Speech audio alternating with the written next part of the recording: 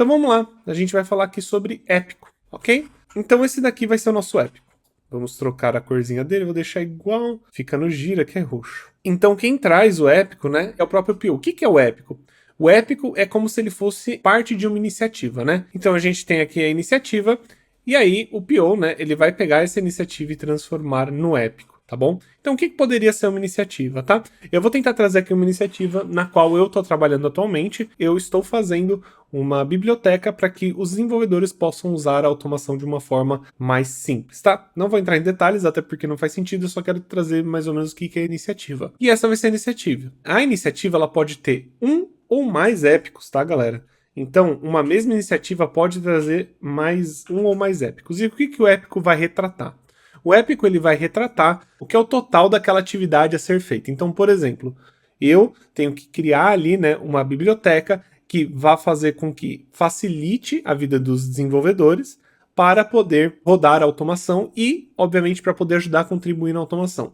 Esse seria o épico, né? Então é uma coisa bem abrangente, é um projeto grande, ele não está nada picado nem nada. Ele vai ser um projeto aí que ele pode durar um quarter inteiro, ele pode durar 2 quarters, dependendo. No caso, quando eu digo quarter, seria, 3 meses, né? Então, quarter é 3 meses, então ele demoraria aí 3 meses para poder finalizar. Então, é realmente uma task muito grande. E aí, de dentro dessa task, né, vão nascer as stories. E aí, do que as stories vão se tratar, né? As stories vão se tratar de descrever o passo a passo de como vai ser desenvolvido esse épico, né? Então, por exemplo, para eu poder fazer esse épico, né, que é criar essa biblioteca, eu tenho que ter uma story no qual o usuário tem que ser habilitado a rodar todas as automações local, por exemplo. E aí tem outra, né, que seria o usuário vai usar o CLI. Para quem não sabe o que é CLI, também temos um vídeo sobre CLI, mas é basicamente aí Command Line Interface, então é uma interface de linha de comando. Então o usuário vai usar o CLI para rodar as automações. Perfeito. Então, é isso daqui que uma história vai significar. Então, para poder criar esse cara, a gente vai quebrar em várias histórias, né? Então, é muito normal aí você ter histórias que elas têm o épico linkado. Inclusive, não só é normal, como é de extrema importância que isso aconteça, porque aí você consegue organizar melhor aí seu roadmap, você consegue organizar melhor as tasks que estão sendo feitas e da onde elas vêm, né? De qual ideia que elas vêm, de qual iniciativa elas vêm. E aí, no caso aqui, o épico, o que ele vai fazer? O épico, ele vai existir justamente para a gente se basear as histórias. E quem que está criando essas histórias, Manny? Essas histórias estão sendo criadas também pelo Pio, né? Obviamente ele está acompanhando a criação dessas histórias, mas não somente o Pio. Os desenvolvedores também fazem parte, os devs, os QAs, UX, né? UX designer. E é isso. Então todas as pessoas vão ajudar, né, a criar. E é justamente isso que a gente faz no refinamento. A gente olha para o épico, né? É muito comum que o Pio já tenha criado boa parte das histórias e a gente vai refinar aqui junto com o Pio, certo? Então, juntamente com o Pio, nós, QAs, os devs e o UX, o pessoal do design, vão ajudar a criar essas tasks. Podem ter tasks que são somente de desenvolvimento, ter tasks que somente são de design, né? Aí pode ter task que seja de desenvolvimento back-end, outra de front-end, tanto faz.